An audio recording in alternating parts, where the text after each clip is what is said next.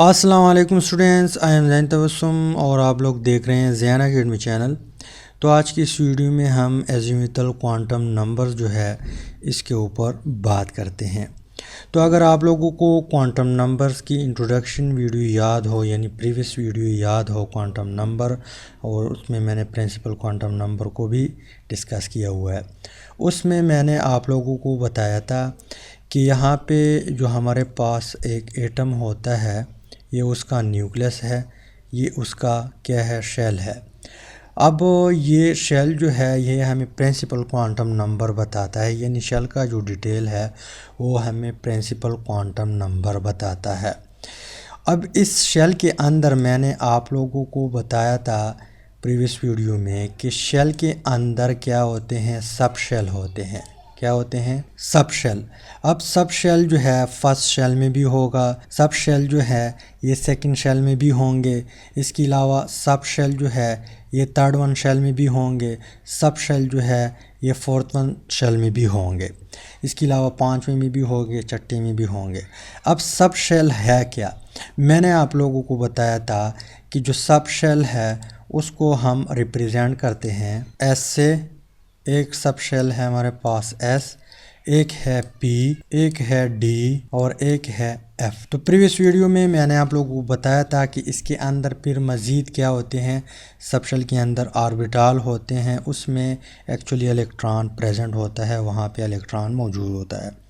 अब यहाँ पे हम सिर्फ ये क्लियर करते हैं कि एज़ीमुथल क्वांटम नंबर हमें किस चीज़ के बारे में बताता है। एज़ीमुथल क्वांटम नंबर हमें सब शेल के बारे में डिटेल देता है, पर यहाँ पे सब शेल एस है, पी है, डी है, एफ है।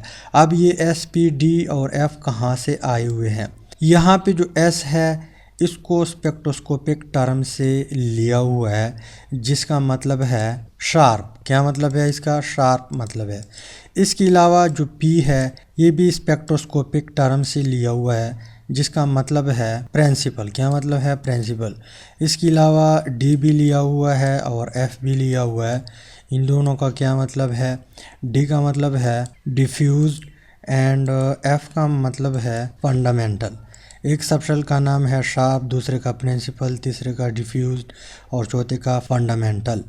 अब ये एज़ीमुथल क्वांटम नंबर किस तरह डिटेल देता है हमें सबशेल का? ये हमें ये बताता है एज़ीमुथल क्वांटम नंबर कि जो फर्स्ट शेल है इसमें कौन सा सबशेल प्रेजेंट है और इसमें कितने सबशेल प्रेजेंट है। इसके अलावा इस तरह जो दूसरा शेल है इसमें कौन सा सबशेल प्रेजेंट है, इसके अलावा कितने सबशेल प्रेजेंट है। इसी तरह चौथे में और तीसरे में, चौथे में, पांचवें में, छठे में सारे शेल जो है ये डिटेल देता है, यानी उसमें जो सबशेल प्रेजेंट होता है ये डिटेल हमें एज़ीमुथल क्वांटम नंबर देता है। इसके अलावा एक और भी हमें इंफॉर्मेशन देता है किस चीज़ के बारे में, यानी जो सब शेल है उसका शेप किस तरह है, ये भी हमें एज़ीमुथल क्वांटम नंबर बताता है, पर उसको हम बाद में डिस्कस करते हैं। फ़र्स्ट ऑफ़ ऑल हम ये डिस्कस करते हैं कि अगर फर्स्ट शेल हो तो इसमें कितने सब शेल होंगे और कौन सा सब शेल होगा, राइट। तो इसको फाइंड आउट करने के लिए हम क्या करेंगे, सबसे पहले आप लोग ये पॉइंट नोट करें कि जो एज़ीमुथल क्वांटम नंबर है उसको हम रिप्रेजेंट करते हैं किस चीज़ से? एल से, स्मॉल एल से। एज़ीमुथल क्वांटम नंबर हम किस चीज़ से रिप्रेजेंट करते हैं? एल से। और एज़ीमुथल क्वांटम नंबर हमारे पास इक्वल है n minus one, n minus one इसके बराबर है।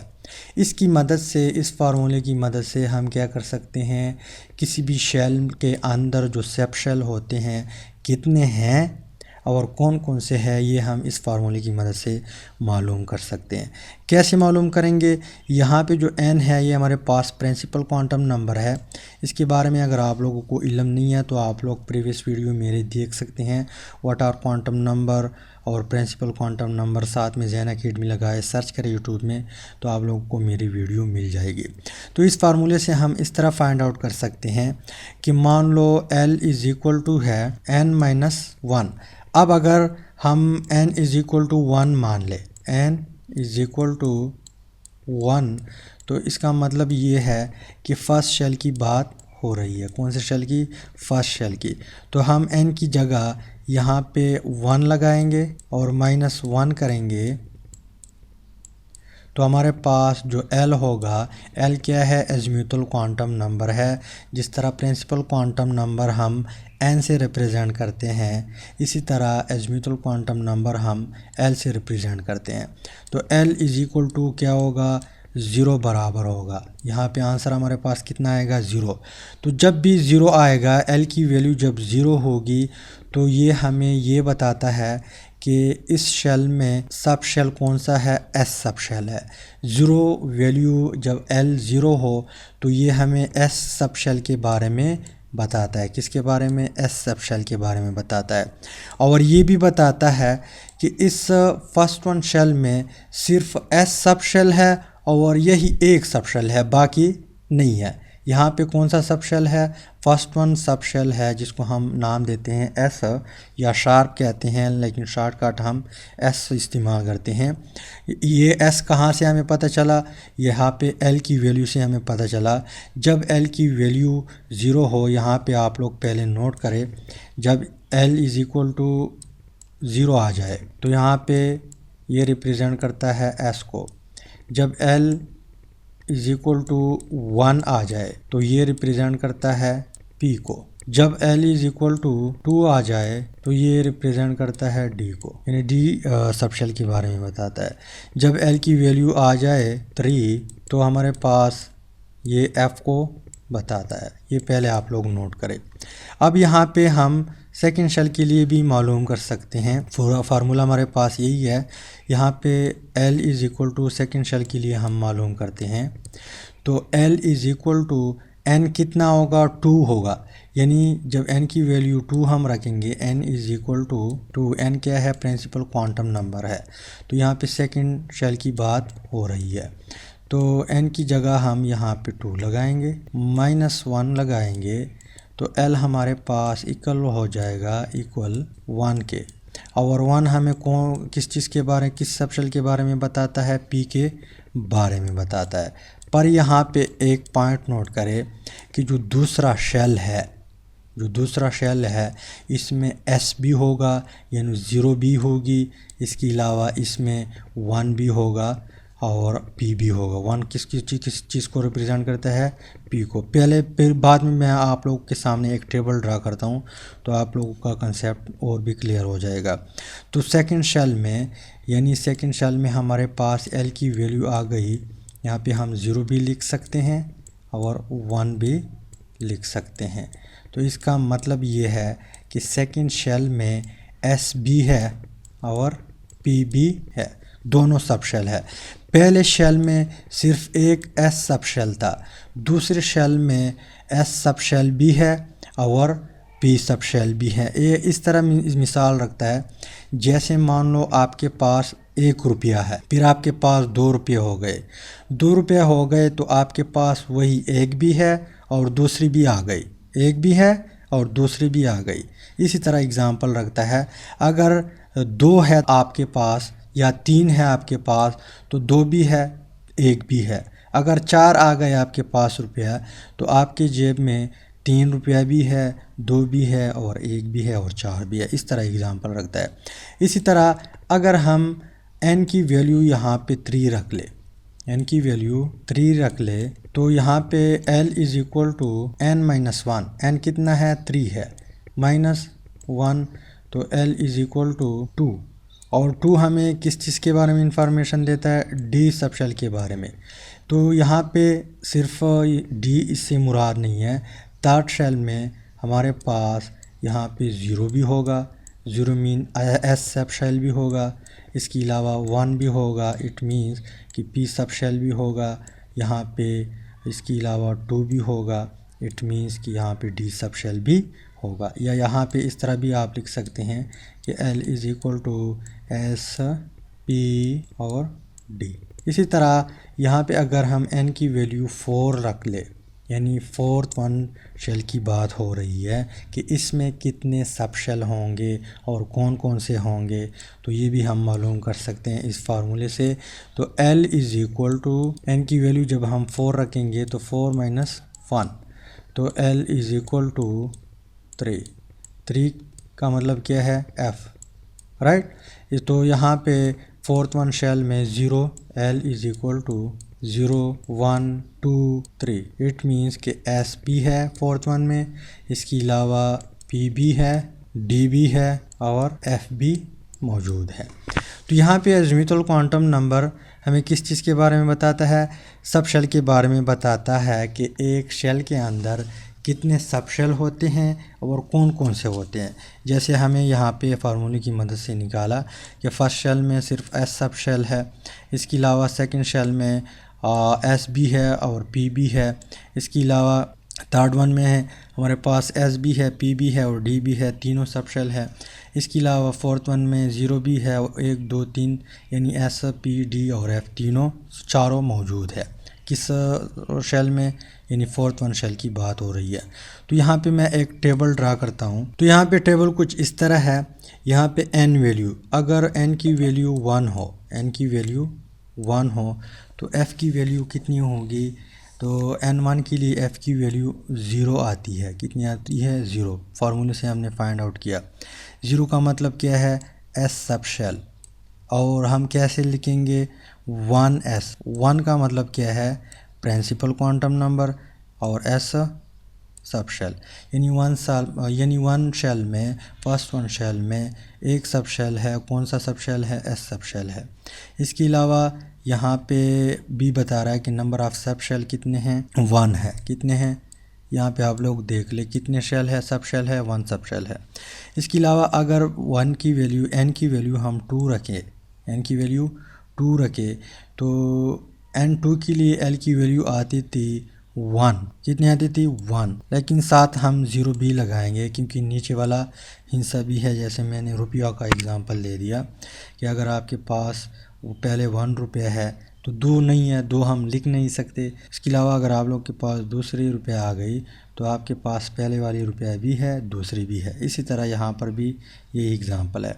तो अगर n की वैल्यू 2 हो तो इसके लिए L की वैल्यू 1 आती है और 0 भी ऑलरेडी मौजूद है। तो यहाँ पे हम इस तरह लिख सकते हैं कि S सब शेल कौन कौन से होंगे, S और P। लिखेंगे हम कैसे, 2S, यानी 2 का यहाँ पे क्या मतलब है, प्रिंसिपल क्वांटम नंबर, यानी शेल को बता रहा है कि दूसरे शेल की बात हो रही है। इसके अलावा 2P, सब शेल कितने होंगे, 2 होंगे। कितने हैं, यहाँ पे S भी है, P भी है, तो 2 सब शेल है। इसके अलावा यहाँ पे अगर L की वैल्यू हम 3 रखें तो यहाँ पे 0 भी होगा, यानी कम हिस्सा भी होगा। इसके अलावा 1 हिस्सा भी होगा और 2 भी होगा। n3 के लिए L की वैल्यू, फाइनल वैल्यू कितनी आती है, 2। तो यहाँ पे S भी है, P भी है और D भी मौजूद है। यहाँ पे हम कैसे लिखेंगे, 3 principal quantum number, S sub shell, इसके अलावा 3P, इसके अलावा 3D। कितने सब शेल है, 1 2 3, 3 सब शेल है। इसके अलावा अगर n की वैल्यू हम 4 रखें तो यहाँ पे 0 1 2 और यहाँ पे 3, S P D and F। लिखेंगे हम कैसे, 4S, यानी चौथे नंबर शेल की बात हो रही है। इसके अलावा 4P 4D और 4F। कितने सब शेल है, 4 सब शेल है। तो ये हमारे पास ये टेबल है, ये हमें अज़ीमुथल क्वांटम नंबर डिटेल देता है सब शेल के बारे में। इसके अलावा मैंने आप लोगों को बता दिया कि यहाँ पे अज़ीमुथल क्वांटम नंबर ये सब शेल जो है इसके शेप के बारे में बताता है। किसके बारे में, शेप के बारे में बताता है। शेप के बारे में इस तरह बताता है कि जब L की वैल्यू अगर 0 हो यानी S सब शेल हो, इसका जो शेप है वो किस तरह होगा, स्फेरिकल होगा। ये हमें कौन बताते हैं, अज़ीमुथल क्वांटम नंबर। यानी जब S सब शेल की बात हो रही है, S सब शेल का शेप किस तरह है, स्फेरिकल है। जब हमारे पास L की वैल्यू 1 होगी, L की वैल्यू 1 होगी तो यहाँ पे P की बात हो रही है और P का सब शेल शेप हमें बताया हुआ है कि ये इस तरह डम्बल होगा। किस तरह होगा, इस तरह डम्बल होगा। या यहाँ पे मैं पिर ड्रा करता हूँ, इस तरह डंबल होगा। इसके अलावा डंबल किस तरह, जैसे जिम पे शायद आप लोग गए होंगे, वहाँ पे हाथ में लोग जो है जिमर जो है वो क्या करते हैं, इस तरह दो चीज़ें पकड़ते हैं, यहाँ से वो चीज़ पकड़ता है और नीचे ऊपर करता है ताकि इसकी बॉडी बन जाए उसको, वो सेम टू सेम इस तरह चीज़ है। तो यहाँ पे जो सब शेल है इसका शेप किस तरह है, डंबल शेप है। इसके अलावा यहाँ पे किताब वाला कहता है कि अगर एल की वैल्यू हमारे पास कितनी हो, 2 हो, तो इट मीन्स कि यहाँ पे डी है और डी का शेप डबल डंबल है। डबल डंबल किस तरह, एक तो इस तरह है, एक ये हमारे पास क्या है, डबल डंबल है। इसके अलावा यहाँ पे फिर बताया हुआ है कि अगर एल की वैल्यू 3 हो तो एफ़ होगा, और एफ़ का जो शेप है वो काफ़ी कॉम्प्लिकेटेड है। क्या है, काफ़ी कॉम्प्लिकेटेड है, बुक ने भी एक्सप्लेन नहीं किया और मुझे भी पता नहीं है, अभी तक किसी बुक ने एक्सप्लेन नहीं किया। तो इसी वजह से हम क्या करते हैं, इसको छोड़ते हैं कि इसका शेप जो है काफ़ी कॉम्प्लिकेटेड है। यानी उसमें इसी तरह 8 लूप हो गए, यहाँ पे 1 लूप, इसके अलावा 2 लूप, इस तरह 3 लूप और फिर 4 लूप, इस तरह काफ़ी कॉम्प्लिकेटेड स्ट्रक्चर हो गया। यहाँ पे 4 हो गए, 8 लूप होंगे इस तरह। तो उसको हम यहाँ पे ड्रा नहीं कर सकते। तो यहाँ पे हमारे पास जो एज़िमुथल क्वांटम नंबर है वो ख़त्म हो जाता है। फिर एक बार सुन ले, एज़िमुथल क्वांटम नंबर हमें सब शेल के शेप के बारे में बताता है। एस किस तरह है, स्फेरिकल है, पी किस तरह है, डंबल है, डी किस तरह है, डबल डंबल, और एफ़ कॉम्प्लिकेटेड। इसके अलावा ये हमें शेल के अंदर जो सब शेल है वो कितने हैं और कौन कौन से हैं, ये हमें कौन बताता है, एज़िमुथल क्वांटम नंबर।